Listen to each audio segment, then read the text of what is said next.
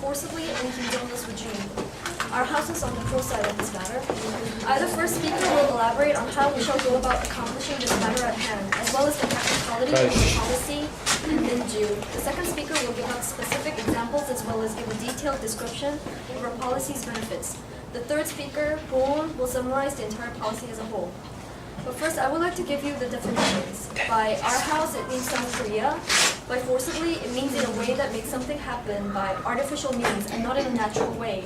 And people will go about doing this by using sanctions, diplomacy, and etc. in this case. By the Kim Jong-il's regime, it means the North Korean government, now under the rule of Kim Jong-il. Our team's burden is to show that it is necessary to forcibly end Kim Jong-il's regime.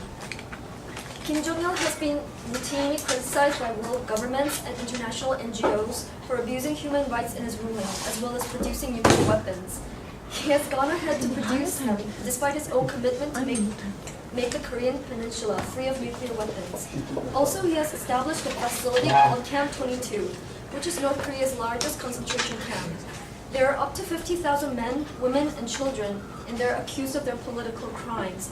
This alone shows how much he is abusing human rights, but he has also gone as far as to murdering babies born to inmates in the camp. In addition to those atrocities, there is a network in Kim Jong-il's regime to recruit the country's most attractive adolescent females to serve as sexual playthings for Kim Jong-il and his officers. This information was provided by a has-been officer in North Korea. The girls are taken from their homes at an early age and assigned to mansions and lodges used by high officials. It is greatly impractical to leave his regime and change when the people of the North Korea are suffering so. The first approach would be in a diplomatic way. There has been an example of successful negotiation using diplomatic force, in which North Korea agreed to give up their nuclear power. So this is quite a practical solution. In September 2005, the U.S. Treasury pinpointed Banco Delta Asia, BDA, a Macau-based bank, as a primary money laundering concern that assisted North Korea in their illicit activities. Washington banned all U.S. banks from dealing with BDA, and as a result, 15 North Korean accounts worth up to $24 million were frozen.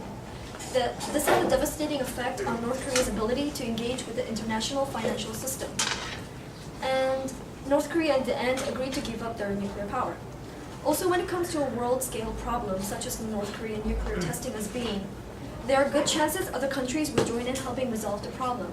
The kind of diplomatic force of the combined countries could assist in helping break down Kim Jong-il's regime more quickly, effectively, and if possible, without any kind of real harm to the people of North Korea. Economic sanction will be handed if the diplomatic handling of the situation does not work. North Korea, as anyone can observe, receives a lot of help from other countries, South Korea being the main source. China and South Korea remain the largest donors of unconditional food aid to North Korea. In 2005, China and South Korea combined to provide 1 million tons of food aid, each contributing half. In addition to food aid, China reportedly provides an estimated 80 to 90% of North Korea's oil imports in friendly prices, which are sharply lower than the world's current market price. Using food and money as a weapon would be a sensible option in this case. North Korea's money, in whole, is concentrated on Kim Jong-il himself, as well as his many favorite officers. As a result, the circulation of money within the country is not as fluid as the other countries are, and therefore the citizens suffer. North Korea's tax goes up as high as 45% of a person's income. Also, a newspaper article states that Kim Jong-il has an immense penchant for luxury goods such as lobsters, caviars, expensive cuts of sushi, just imported from Japan. How can he afford such luxury when many North Korean citizens are starving?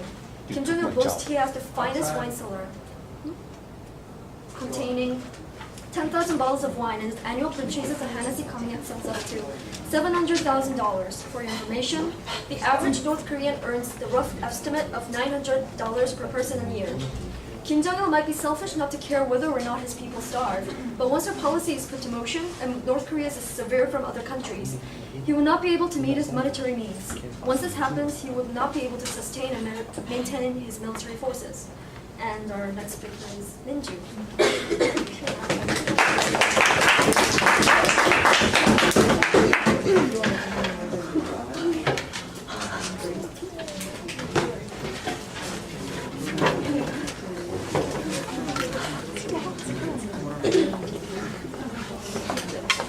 First. You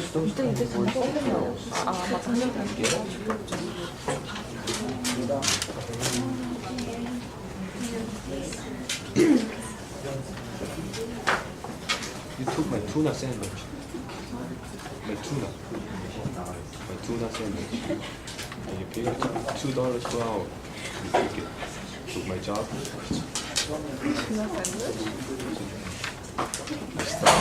Okay, let's see if someone got a hand.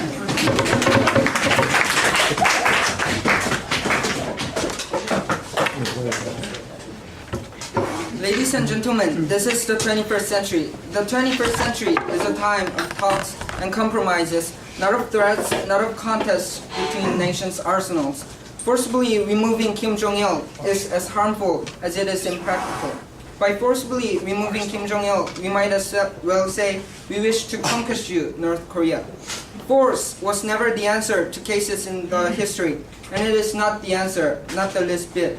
The so-desired Korean dream of perfect reunion with our lost brothers will go up in smokes.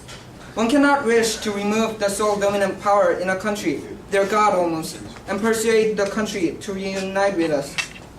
And they will most likely be taken over by China. In this debate, this House's burden is to prove that removing Kim Jong-il is more impractical and therefore more harmful than just leaving him the way he is currently. In my speech, I will name one main reason why you, ladies and gentlemen, should not pass this policy, and that reason is simply that South Korea is too weak to take North Korea alone. But first, I would like to rebut what the first speaker of the team advocating the enactment of this policy has said. The first speaker has said that by using diplomatic force, it will be minimizing or even without any harm to the South. But we believe that in any case, there is a possibility of a breakdown. And next, she mentioned that North Korean people are being abused and earns very little money. But we don't think that by using diplomatic force, the situation will get any better for the civilians of North Korea. No, thank you. Now I will speak about this team's opinion.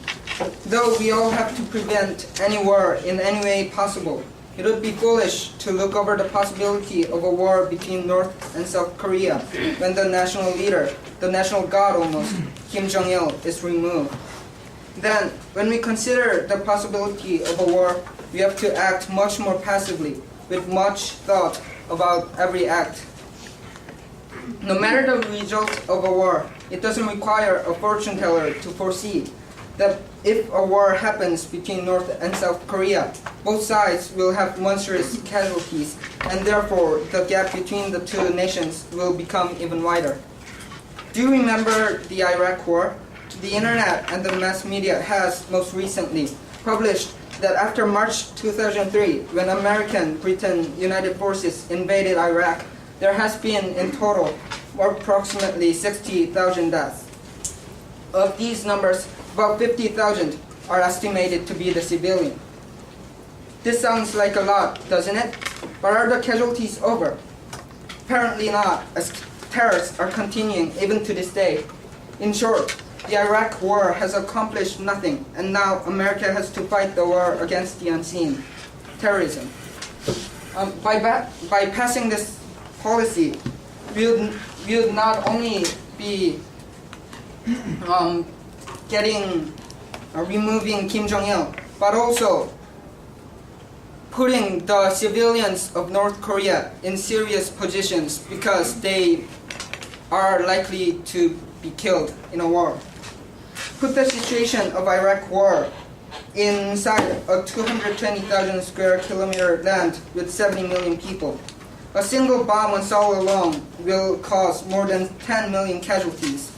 South Korea cannot alone fight against North Korea because when statistics show that South Korea beats North Korea soundly, it is simply comparing the two nations' power. Also, we cannot depend on other nations because we might lead to making them think that Korea is a weak nation, depending on other countries' power to overcome a difficulty that we have had for about 50 years now. In short, my claim is that it is impractical for South Korea to go against North Korea because of the possibility of war and South Korea's inability to end the war against North Korea without endless casualties. So, in conclusion, this House believes that the policy to forcibly remove Kim Jong-il should not be passed. Thank you.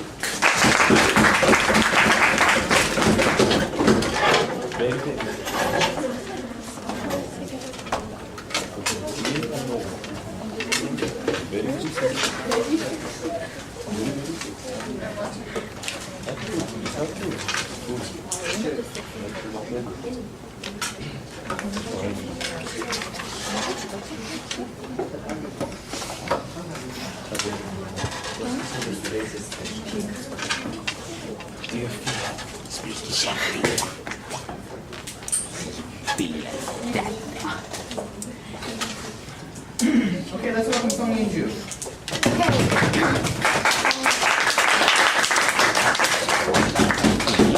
Senna just explained about the policy itself and its practicality and benefits. Now I will elaborate on the reasons and needs of forcibly ending Kim Jong-il's regime. Before I begin my speech, I will rebut 3 of the opposition's arguments. First, the first speaker mentioned that removing Kim Jong-il will not help North Koreans.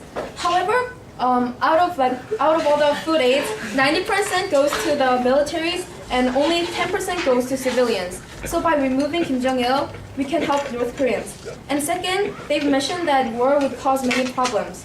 However, we're not talking about war in the word forcibly. We're talking about actually doing economic sanctions and many other ways to avoid the war. And also, using only peaceful matters such as talking is not enough.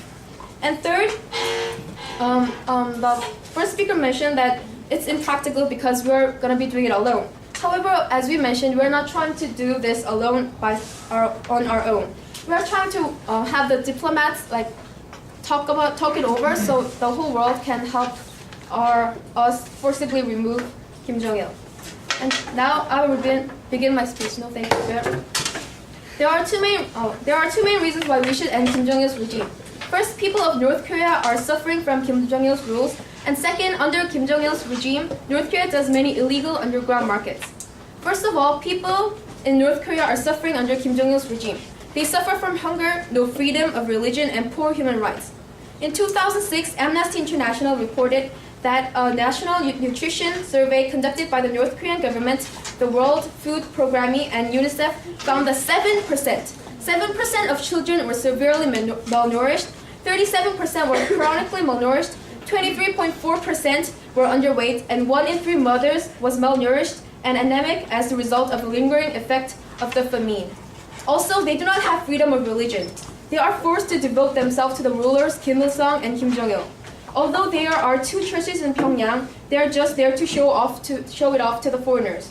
According to Open Doors, a non-denominational Christian mission supporting persecuted Christian believers in a country where Christian is illegal, North Korea is currently the country with one of the most severe persecution of Christians in the world.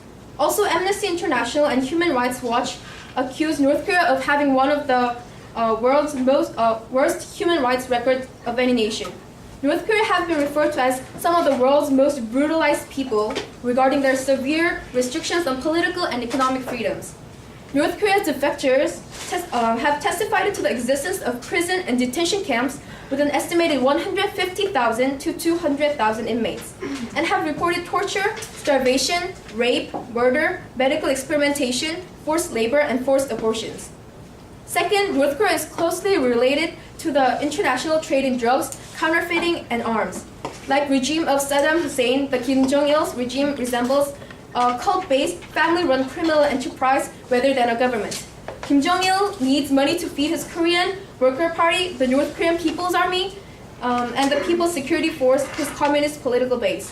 With no oil or anything to earn money from, North Korea is working in the illegal markets. They are producing some 40 tons of opium a year, according to U.S. Forces Korea officials cited in the Guardian on January 20th, 2003.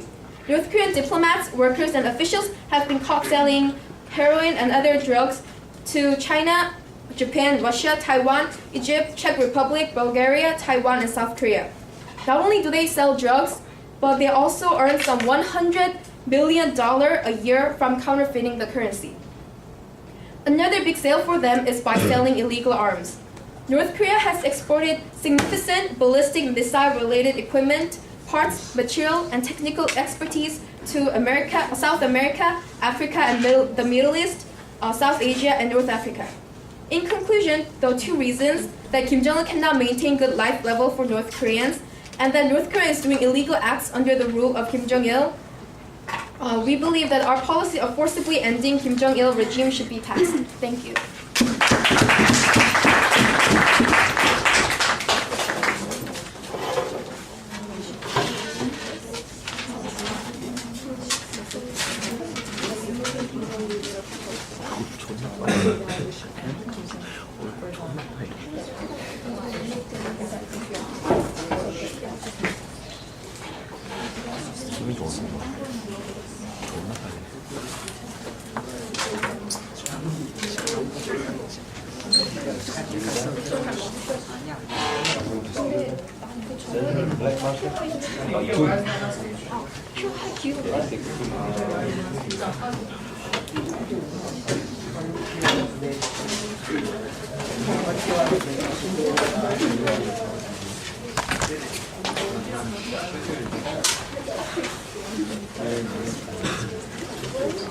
After Ruby's speech, remember, students, we'll have two floor speakers, so be thinking about what you might want to say.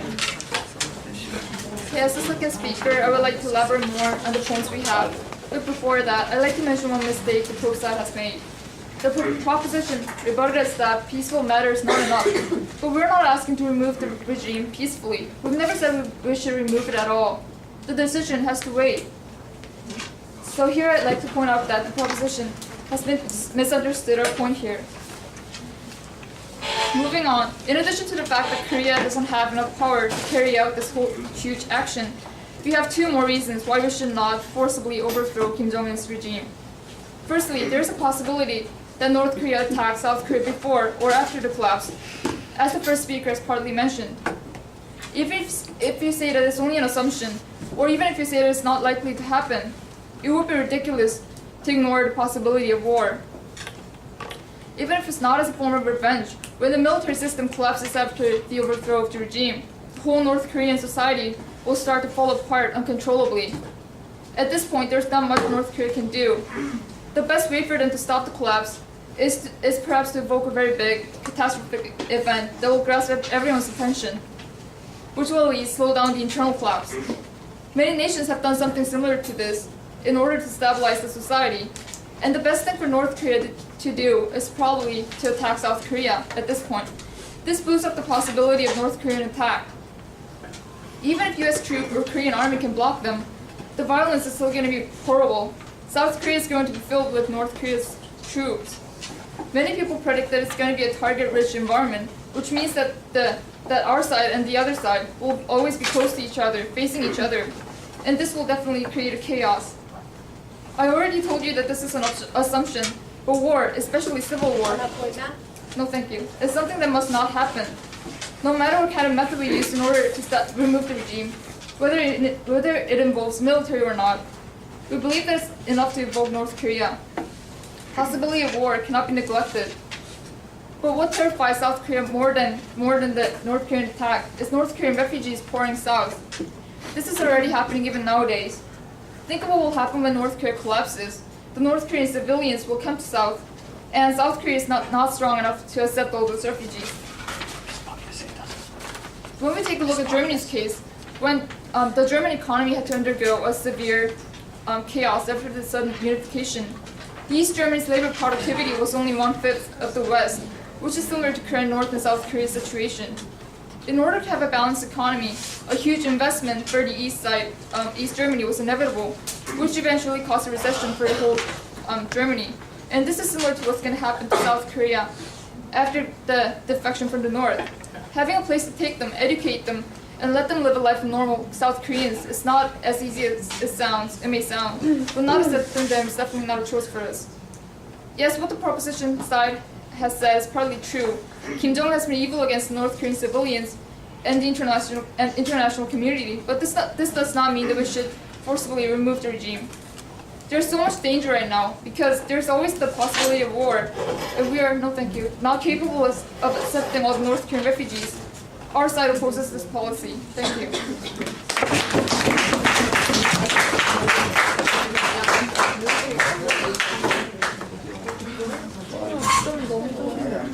Do we have any volunteers? Mr.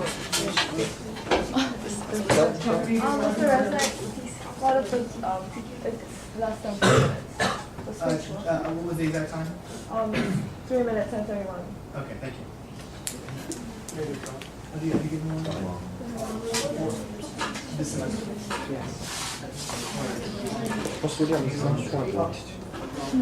Optin. Okay, and from. Let's get Keiju. Keiju for the prom. Let's get 1 minute. Prop side, yeah. Yes.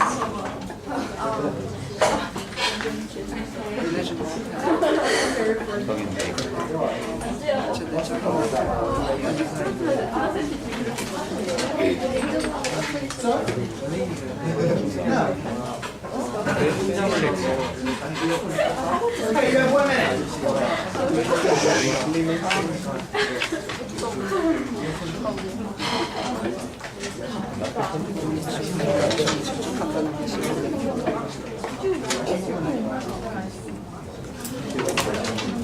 It does?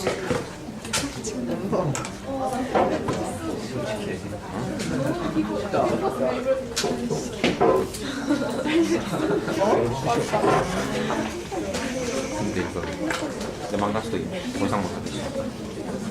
Okay, you have 1 minute, please.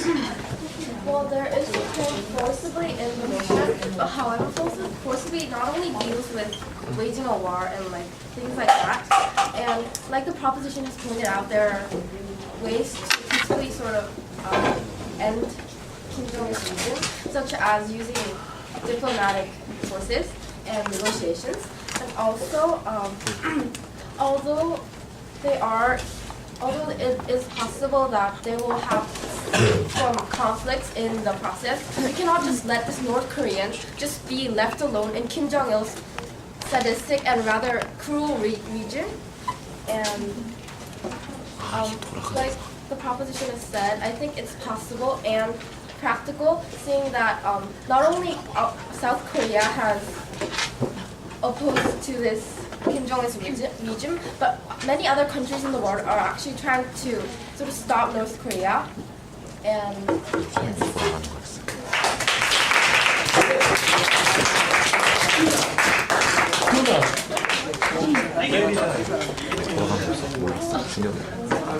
I want to point out the point that the top team's idea is not practical.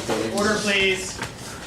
First of all, they mentioned that they will first go with the diplomatic solution, but would it really work? I mean, would Kim Jong-il admit that he was wrong? And secondly, they said they will go on to the economic sanction, and I want to ask you, who is the real victim of economic sanction? Is it Kim Jong-il or the poor citizens of North Korea? And the last thing I want to mention is that would the consequences be hurtful for North Korea with all those 50 years of regime collapsing just too abruptly? Okay, very good. Okay, thank you to Daewon and Nuguk, our good four speeches. Very good. Daewon is the final speaker for the opposition.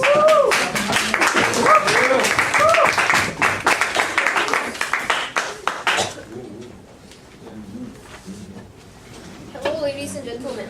I'm the third speaker of the opposition side. Before I go on, I'd like to rebut some of the prop side's arguments. First of all, the first speaker of the prop side said that they will adopt diplomacy or economic sanctions as a means to implement this policy. But would Kim Jong-il get out of his power when if we use diplomacy? Like, we won't give you food, so you have to get out of your power. Will he do that? No, definitely not. He will just bomb Seoul or something, rather than to give up his power. And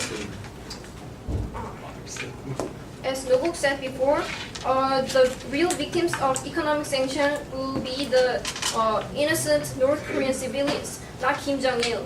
If there's no food, Kim Jong-il will give hardly any food to North Korean civilians and have the remaining food to himself.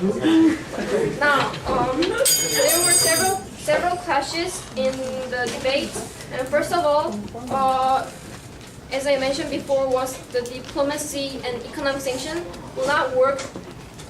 And secondly, the prop side kept assuming that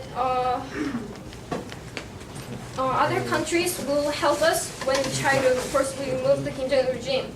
However, China will help North Korea if it really decides to engage war, which is highly possible. And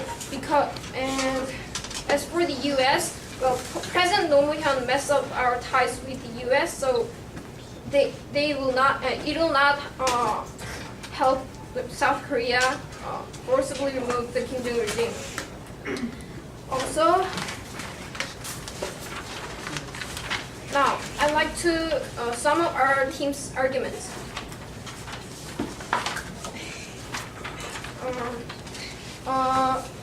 This House opposes forcibly ending the Kim Jong-un regime for 3 reasons. Number 1, South Korea is too weak to take North Korea alone. And number 2, it is highly likely that North Korea will attack South Korea. How will North Korea attack all these nations in South Korea without the aid if economic sanctions are imposed? Well, they do. It won't be wrong to assume that they have missiles already, because they have indeed fired 7 missiles last year. So, and to sum up, number 2, it is highly likely that North Korea will attack South Korea either before or after the collapse of the Kim Jong-un regime. Number 3, North Korean refugees pouring into Korea will cause recession for the South Korean economy. If we forcibly end the Kim Jong-un regime, the result will be quite devastating, resulting in the terrible casualties in both South Korea and North Korea, as well as huge economic losses. Not only that, diplomacy and economic sanctions will not be able enough to implement this policy, and North Korean civilians' human rights won't be improved if we just threat them, because Kim Jong-un will not definitely step out of his regime. Thank you.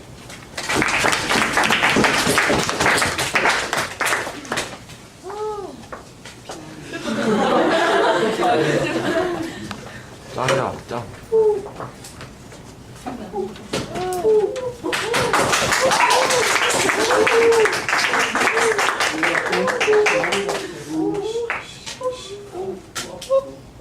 Order, please.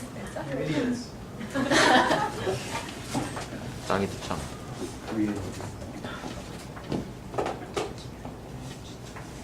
Okay, we're ready for our last speaker. Give her a hand.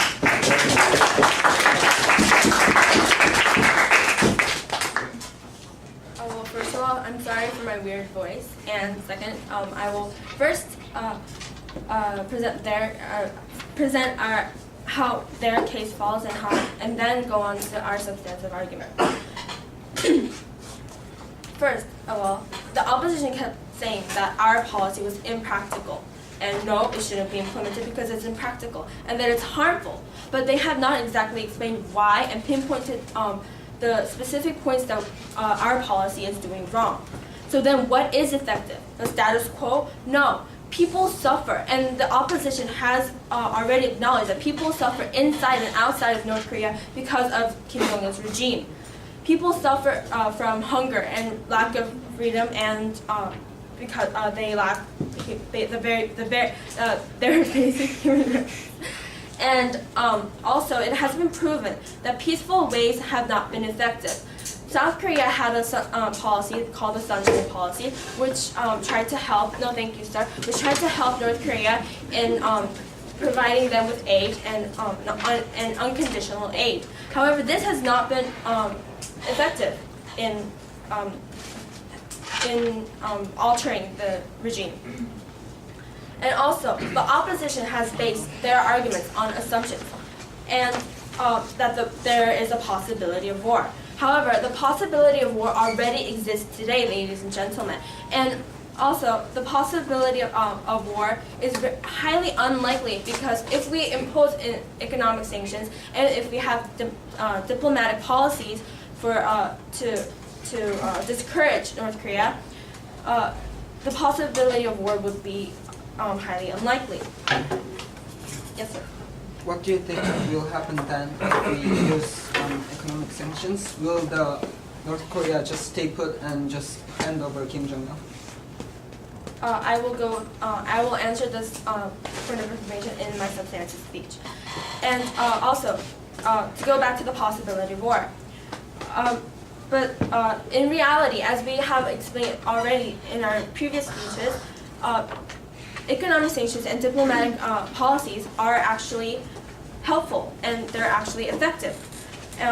In the example of the VDA that our team has already presented, and also IAEA proves that North Korea has kept to their promise after the economic sanctions to get rid of Yeonbyeon reactors. And to go on to our, no thank you ma'am, and to go on to our substantive speech. Well, we have two reasons why we should implement this policy. It's because people suffer. And I already have mentioned this, and also the opposition has acknowledged that yes, people suffer. And also there are illegal activities, and this is very detrimental to the international community. However, our policy will bring this to an end. It will benefit inside and outside of North Korea. First, the diplomatic. The USA has started a block to trades between the North Korea and the VDA, and it has actually been effective to convince North Korea to come back to the six-party talks. And also, countries will collaborate, and this answers the question from opposition that South Korea will have to act alone. And countries will collaborate if the diplomatic policy is implemented. And also the economic sanctions. Taking away money and food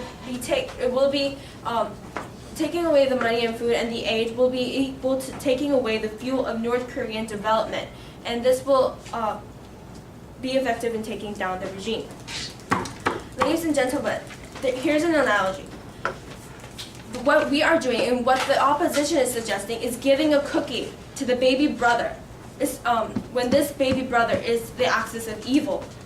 And this baby brother that did something bad, giving the cookie and the lollipop, saying that you should never do that again. However, this is not effective for the baby brother. The baby brother needs a time out. It needs, at times, a little spank to get him back on the right track. And with sufficient evidence, our side has proven to you that this policy stands. Thank you.